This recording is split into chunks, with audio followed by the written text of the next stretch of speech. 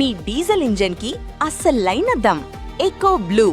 ఆంధ్రప్రదేశ్ ప్రభుత్వం కొత్త ఏవియేషన్ పాలసీని తీసుకొచ్చింది. ఈ పాలసీ ప్రకారం ఇక ఆంధ్రప్రదేశ్లో విమానయాన రంగం ప్రధానంగా ప్రతి ఒక్కరికి అందుబాటులోకి వచ్చే విధంగా అడుగులు వేయాలని రాష్ట్ర ప్రభుత్వం భావిస్తుంది. ఇందులో భాగంగానే కొత్త ఎయిర్పోర్ట్ల ప్రతిపాదనలని కూడా ఈ పాలసీలో పెట్టింది. కొత్త ఎయిర్పోర్ట్లు ఎక్కడెక్కడ వస్తున్నాయి దాని గురించి తెలుసుకునేటువంటి ప్రయత్నం చేద్దాం.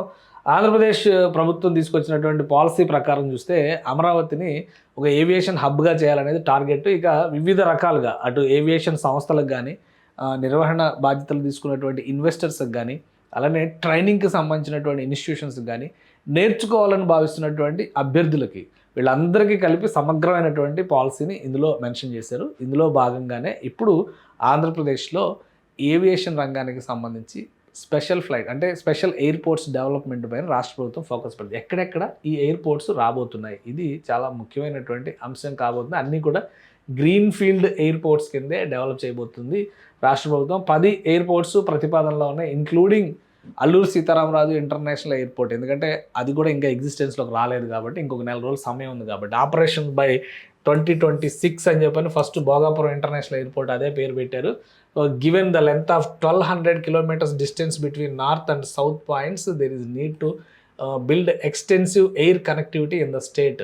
నార్త్ నుంచి సౌత్ నుంచి లెక్క చూస్తే కనుక దాదాపు 1200 kilometers డిస్టెన్స్ వస్తుంది కాబట్టి ప్రతి చోట ఎయిర్పోర్ట్ కనెక్టివిటీ రావాలని చెప్పని ఒక టార్గెట్ పెట్టుకుంది. Travellers access with in the distance of 150 kilometers across the state. ప్రతి 150 kilometerలకి ఒక ఎయిర్పోర్ట్ ఉండేలాగా రాష్ట్ర ప్రభుత్వం ప్రణాళికలు సిద్ధం చేస్తుంది. అంటే ఈ వెస్ట్రన్ కంట్రీస్లో చాలా చోట్ల పక్కపక్కనే ఎయిర్పోర్ట్స్ ఉంటాయి కానీ యాక్సెసిబిలిటీ కూడా అదే స్థాయిలో అక్కడ ఉంటుంది. ఇక్కడ కూడా అటువంటి అవసరాన్ని తీసుకొచ్చేటువంటి ప్రయత్నం. ఎందుకంటే ఆంధ్రప్రదేశ్ని ఒకసారి మీరు గమనించి చూస్తే నైసర్గిక స్వరూపం పరంగా ఆంధ్రప్రదేశ్ స్వరూపమే ఒక డిసడ్వాంటేజ్ అనమాట. ఇప్పుడు తెలంగాణను చూస్తే ఇది సెంట్రల్లీ లొకేటెడ్, హైదరాబాద్ ఇక్కడ ఉంది, ఎటు నుంచి చూసినా కానీ హైదరాబాద్కి రావడానికి అవకాశం ఉంటుంది. కానీ ఆంధ్రప్రదేశ్లో ఇప్పుడు రాజధాని యాక్చువల్గా అమరావతి అనుకున్నారు కాబట్టి సెంట్రల్లీ లొకేటెడ్ ఉంది కాబట్టి ఇటు నుంచి రావాలన్నా ఈ రెండే మార్గాలు అనమాట. ఎటు నుంచి వెళ్ళాలన్నా కానీ ఇట్లానే ఉంటుంది. సో దీనికి తగ్గట్టుగానే ఇప్పుడు ఒక ప్లాన్ రెడీ చేసింది ఆంధ్రప్రదేశ్ ప్రభుత్వం.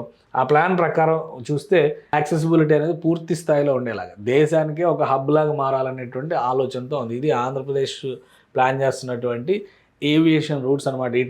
ఇటు దుబాయ్ వైపు గల్ఫ్ వైపు వెళ్ళాలన్నా, ఇటు ఆస్ట్రేలియా మలేషియా వైపు వెళ్ళాలన్నా కానీ కనెక్టివిటీ ఒక హబ్గా ఉండాలి. ఢిల్లీ నుంచి వచ్చి ఇట్లా వెళ్తాం, అట్లనే ఇటు వెళ్ళే వాళ్ళు కూడా ఇట్లా వచ్చి ఇటు వెళ్తాం. ఒక హబ్ పాయింట్ కింద అమరావతిని డిజైన్ చేయాలి టూరిస్ట్ హబ్గా కూడా అనేటువంటి ఒక ఆలోచనతో ఈ డిజైన్ చేస్తారు. అందుకనే 10 ఎయిర్పోర్ట్లు కొత్త వాటిలో లిస్ట్లో 10 ఎయిర్పోర్ట్లు చేరినాయి. ఆల్రెడీ 6 ఆపరేషనల్ ఎయిర్పోర్ట్స్ ఉన్నాయి ఆంధ్రప్రదేశ్లో.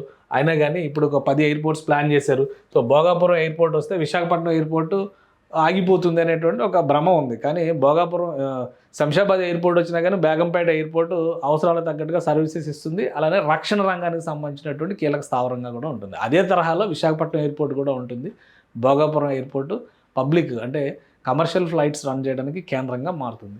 నెక్స్ట్ దగదర్తిలో ఫస్ట్ గ్రీన్ఫీల్డ్ ఎయిర్పోర్టు నెల్లూరు జిల్లాలో ఇది ఎమర్జెన్సీ మీద నిర్మించాలని భావిస్తున్నటువంటి ఎయిర్పోర్ట్. తర్వాత బెంగళూరు చెన్నై మధ్య ఒక కీలకమైన పాయింట్ అవుతుంది కాబట్టి Kuppam airport greenfield airport develop చేయాలని రాష్ట్ర ప్రభుత్వం భావిస్తుంది. ఇక శ్రీకాకుళానికి సంబంధించి పలాస్లో గ్రీన్ఫీల్డ్ ఎయిర్పోర్ట్ని తీసుకురాబోతున్నారు. నాగార్జున సాగర్ పల్నాడు జిల్లాలో గ్రీన్ఫీల్డ్ ఎయిర్పోర్ట్ రాబోతుంది. తుని అన్నవరం మధ్య అంటే కాకినాడ కేంద్రంగా వచ్చేటువంటి ఎయిర్పోర్ట్ అవుతుంది. కాకినాడ ఎయిర్పోర్ట్ అవుతుంది. ఇది తుని అన్నవరం మధ్యలో ఒక ఎయిర్పోర్ట్ని ప్లాన్ చేశారు. ఒంగోలు ఎయిర్పోర్ట్ని కూడా గ్రీన్ఫీల్డ్ ఎయిర్పోర్ట్ని ఎగ్జిస్టెన్స్లోకి తేబోతున్నారు. ఇక్కడ ఒక ఎయిర్ స్ట్రిప్ ఉంది, దాన్ని పూర్తి స్థాయిలో డెవలప్ చేయబోతూ ఉన్నారు. ఇక తాడేపల్లిగూడెం వెస్ట్ గోదావరికి సంబంధించి కూడా ఒక ఎయిర్పోర్ట్ రాబోతుంది. అక్కడ గన్నవరం ఎయిర్పోర్ట్కి యాక్చువల్గా వెస్ట్ గోదావరికి యాక్సెస్ ఉంటుంది, విజయవాడ ఎయిర్పోర్ట్ యాక్సెస్ ఉంటుంది. కానీ విజయవాడ ఎయిర్పోర్ట్ కంటే కూడా ఇప్పుడు అమరావతి ఎయిర్పోర్ట్ భవిష్యత్తులో గుంటూరు జిల్లాలో రాబోతుంది కాబట్టి ఇక్కడ తాడేపల్లిగూడెంలో కూడా ఒక ఎయిర్పోర్ట్ ప్రతి 150 kilometers ఒక ఎయిర్పోర్ట్ అని రాష్ట్ర ప్రభుత్వం చెప్తుంది. అందుకనే ఈ పాలసీని తీసుకుంది. ఇక అనంతపురంలో ఒక ఎయిర్పోర్ట్, ఇక్కడ పుట్టపర్తిలో ఆల్రెడీ ఎయిర్పోర్ట్ ఉంది కానీ అనంతపురం జిల్లాలో ఒక ఎయిర్పోర్ట్, అది కూడా గ్రీన్ఫీల్డ్ ఎయిర్పోర్ట్ తీసుకొచ్చే దిశగా రాష్ట్ర ప్రభుత్వం ప్రయత్నాలు చేస్తుంది. ఇవన్నీ కూడా పాలసీలో భాగం చేయడం చాలా ముఖ్యమైనది. ఒకసారి మీరు చూస్తే కనుక ఇక్కడ ఈ మ్యాప్ పరంగా చూస్తే కనుక ఇంటర్నేషనల్ ఎయిర్పోర్ట్స్ 3 అవుతాయి. 3 రీజియన్స్కి 3 ఎయిర్పోర్ట్స్ అనమాట. తిరుపతి ఎయిర్పోర్టు ఇంటర్నేషనల్ ఎయిర్పోర్టు ఇప్పుడు ప్రజెంట్ ఆపరేషన్స్లో ఉన్నదే. అలానే అమరావతి ఎయిర్పోర్ట్ ఇంటర్నేషనల్ ఎయిర్పోర్ట్ రాబోతుంది. ప్రస్తుతం కృష్ణా జిల్లాలో అంటే విజయవాడలో ఉన్నటువంటి ఎయిర్పోర్ట్ని ఇంటర్నేషనల్ ఎయిర్పోర్ట్గా చూస్తాం. భవిష్యత్తులో అమరావతి ఎయిర్పోర్ట్ కూడా వచ్చేటువంటి అవకాశం ఉంది. ఇక భోగాపురంలో ఉన్నటువంటి అల్లూరి సీతారామరాజు ఇంటర్నేషనల్ ఎయిర్పోర్ట్ ఒక నెల రోజుల తర్వాత అంతర్జాతీయ విమానాశ్రయంగా వచ్చేస్తుంది. సో ఇక్కడ చూస్తే మీకు ఈ డిస్టెన్స్ని బట్టి చూస్తే పలాస్ దగ్గర శ్రీకాకుళం ఎయిర్పోర్ట్ రెడీ అవుతుంది. ఇక్కడ కాకినాడకి సమీపంలో తుని అన్నవరం మధ్యలో ఒక ఎయిర్పోర్ట్ రెడీ అవుతుంది. ఇక్కడ మధ్యలో విశాఖపట్నంలో ఉన్నటువంటి ఎయిర్పోర్ట్ ఉంటుంది. అది స్థానిక అవసరాల కోసం ఉపయోగించేటువంటి ఎయిర్పోర్ట్గా మారుతుంది. అవి కాకుండా వస్తున్నటువంటి కొత్త ఎయిర్పోర్ట్స్ అనమాట. ఇవి ఆల్రెడీ రాజమండ్రి ఎయిర్పోర్ట్ ఆపరేషన్స్లో ఉన్నది, ఓర్వకల్ ఎయిర్పోర్ట్ ఆపరేషన్స్లో ఉన్నది, కడప ఎయిర్పోర్ట్ ఆపరేషన్స్లో ఉన్నది. ఇక్కడ పుట్టపర్తి ఎయిర్పోర్ట్ అది కంప్లీట్ ప్రైవేట్ ఎయిర్పోర్ట్, అందుకని గవర్నమెంట్ దీనిలో చూపించే అవకాశం ఉంది. అది సత్యసాయిబాబా గారి ఆశ్రమం తరపున వాళ్ళు డెవలప్ చేసినటువంటి ఎయిర్పోర్ట్, అందుకని ఈ మ్యాప్స్లో ఎక్కడ కూడా చూపించరు. కానీ ఆపరేషన్స్లో ఉన్నాయి ఇవి ఒక 3, అవి ఒక 3 అంటే 6 మనం పక్కన పెడితే కొత్తగా తీసుకురాబోతున్నాయి 10 అవుతాయి. భోగాపురం ఎయిర్పోర్ట్తో కలిపి చూసినప్పుడు శ్రీకాకుళం, కాకినాడ, తాడేపల్లిగూడెం, ఇటు నాగార్జున సాగర్లో ఒక ఎయిర్ స్ట్రిప్ ఉంది, ప్రస్తుతానికి ట్రైనింగ్కి వాడుతున్నారు, దాన్ని ఫుల్ ఫ్లెజ్డ్ ఎయిర్పోర్ట్ కింద డెవలప్ చేస్తారు. ఇక్కడ కూడా ఒంగోలులో ఒక ఎయిర్ స్ట్రిప్ ఉంది, దాన్ని ఫుల్ ఫ్లెజ్డ్గా డెవలప్ చేస్తారు. దగదర్తి ఎయిర్పోర్ట్ ఎమర్జెన్సీ బేసిస్లో డెవలప్ చేయాలని రాష్ట్ర ప్రభుత్వం భావిస్తుంది. అనంతపూర్ ఒక ఎయిర్పోర్ట్, కుప్పం ఒక ఎయిర్పోర్ట్. సో ఇది ఎయిర్పోర్ట్స్ పరంగా ఇవన్నీ కూడా న్యూ ఎయిర్పోర్ట్స్ అనమాట. ఒక 10 న్యూ ఎయిర్పోర్ట్స్ లెక్క కనిపిస్తుంది మనకి. ఆపరేషన్స్లో ఉన్నాయి మొత్తం 16 ఎయిర్పోర్ట్లు. ఇవి కాకుండా ప్రైవేట్ ఎయిర్పోర్ట్గా ఉన్నటువంటి పుట్టపర్తి ఒక లెక్కలోకి వస్తుంది. అటు విశాఖపట్నంలో ఆర్మీ అవసరాల కోసం నేవీ అవసరాల కోసం ఉపయోగించేటువంటి ఎయిర్పోర్ట్ ఒకటి ఆల్రెడీ ఎగ్జిస్టెన్స్లో ఉంటుంది. సో ఆంధ్రప్రదేశ్ మొత్తం కూడా ఒక ఏవియేషన్ రంగానికి ఒక అడ్డాగా మారేటువంటి అవకాశం ఉంది. ఈ రంగం నుంచి పెద్ద ఎత్తున అవకాశాలను తీసుకురావాలని చెప్పని ఆంధ్రప్రదేశ్ ప్రభుత్వం భావిస్తుంది. అందులో భాగంగానే ఈ పాలసీని కూడా డిజైన్ చేసింది.